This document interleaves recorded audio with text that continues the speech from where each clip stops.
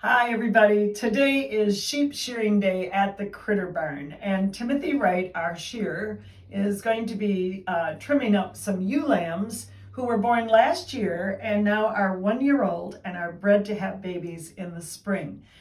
Just to help you understand, sheep shearing using the wool off of these animals has been going on for over 5,000 years. There's lots of history, lots of documentation. At our farm, it's been going on for a long time too. In fact, I have a photograph here of one of our former shearers. His name is Jerry Pepper. He's from the Hamilton area. And Jerry has retired now from sheep shearing, but you can see him there with a massive animal. His name was Armstrong, and Armstrong was our colored Corriedale ram. It's quite an impressive picture with his fleece having been shorn off and all laying there in the foreground. So sheep shearing's been going on for a long time. And once we get the wool, it of course has to be washed. And because wool has little barbs that hold on to their next door neighbor, once it's washed, all those little barbs are activated and you have one gnarly mess. So this is wool that was washed at Zeilinger's, and it is clean. You can't feel any dirt or oil, but it also is just packed together.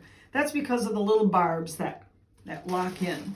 So once it is picked and separated, then the wool can be put into a phase called rovings.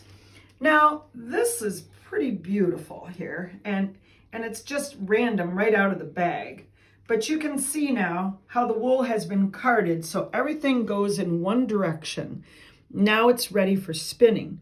Quite a bit different from the gnarly mess that comes from it being washed.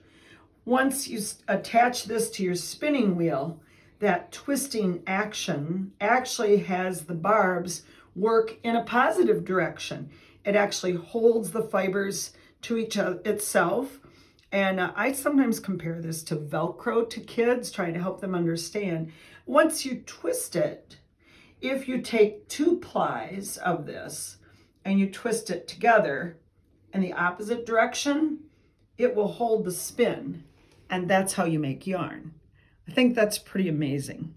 Raising sheep is a wonderful journey. We love the lambs. We love the mothering that occurs. These ewes that you're going to see today haven't been mothers yet, but most of them are bred, and this is their first major haircut aside from a lamb clip last summer. So let's take a little time to go find Timothy. You're going to see some sheep that have brownish colored wool. It's because the sun has changed it. This is the true color. If you coat a sheep and keep it protected from the UV rays, you can actually get the beautiful gray tones. These are called skeins. And if you knit or crochet, this is what you look to buy. It's a skein, 250 yards. So we're going to go see the raw product coming off the sheep now. I'm sure you're going to enjoy this. It's a little bit of a lengthy video. It takes about 4 or 5 minutes or so to shear a sheep and trim them up. But I guarantee you will enjoy it. And well, thanks for joining us today. You have a good Saturday morning. I'll catch up with you in a little while.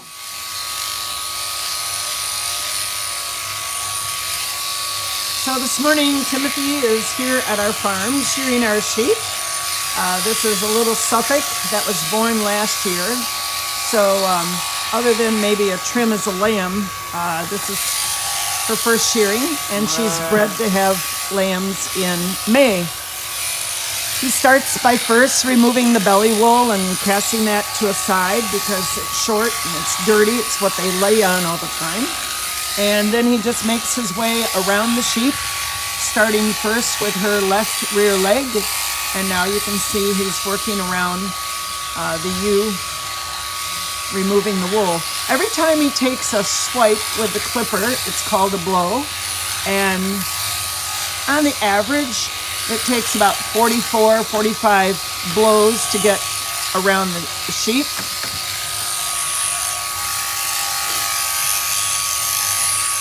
Because that's the width of the clipper blade going around her body. If you notice, she is resting between his legs, totally content, being kept a little bit off balance.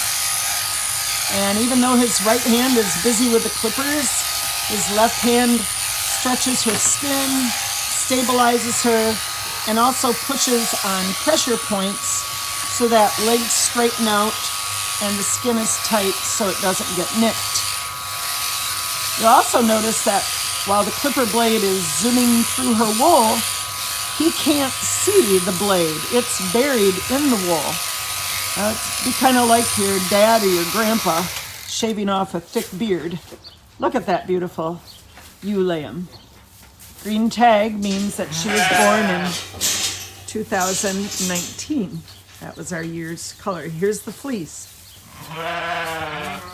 Very nice.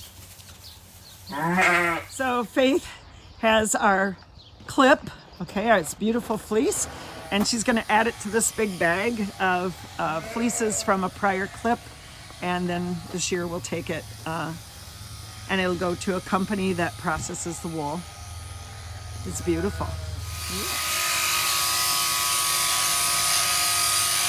So here's one of our colored Corriedales getting her shearing. They're a little different because her wool is black. So it might be a little harder to see, but same procedure. The shearer first removes the belly wool. And you'll also notice that that ewe is very, very relaxed and comfortable. Just the minute I say that, they jump a little bit. Yeah. So it cleans up those legs a little bit, and away we go.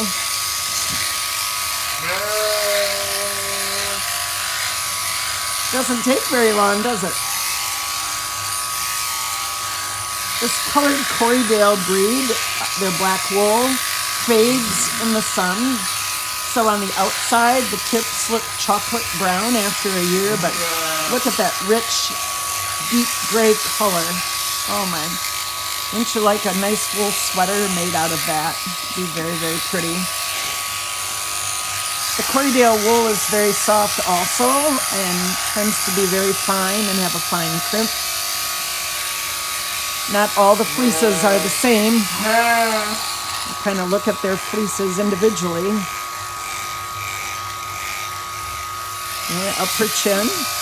Ooh, a little lighter gray there. How pretty. I think you're going to be surprised when this ewe is finished with her haircut. Because there's a little different color here going on.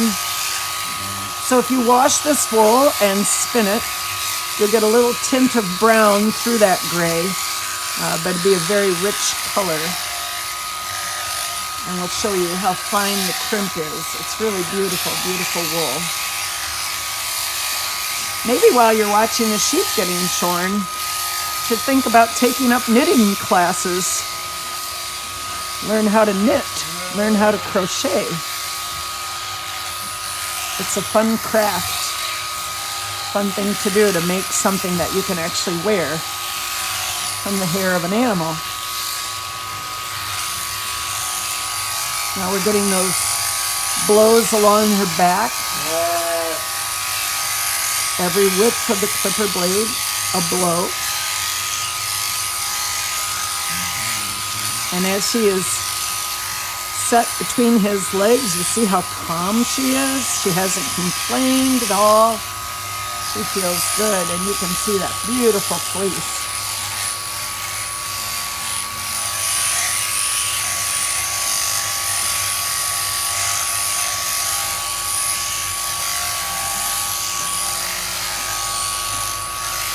Now, I'm so glad you can watch this shearing.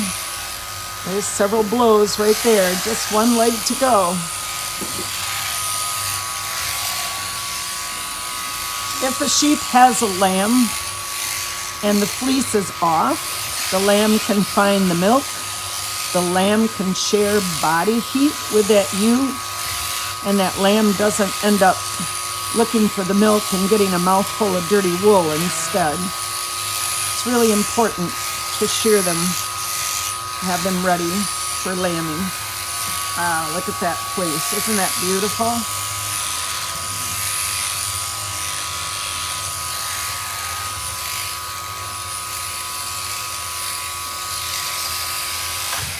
And she's going to stand up. Oh my, isn't that beautiful? So I hope you enjoyed all of that.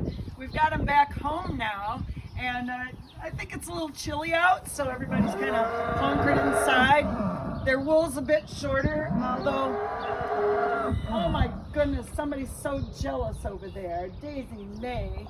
Their wool is short, friends, so it's kind of like having flannel pajamas on. They get a little benefit from their wool, not much, but you can sure tell the beauty of that wool, that color underneath, once they're all shorn. I'm going to step aside once, see if I can get them to come out. We have the Romney, we have the colored Corriedale, and the white ones with the black heads are the Suffolk. 3 breeds that had their origin in England. I hope you enjoy watching them as they parade for you. I might disappear, but they'll come out. Here we go. There's the Suffolk, the Corriedale, and there they go. Go ahead.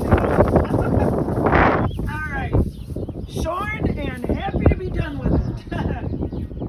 Thank you all for joining us today. We look forward to seeing you next week at 11 o'clock Monday. We'll still be here and catch you up with everything that's going on at the Critter Barn. Have a good day, everybody.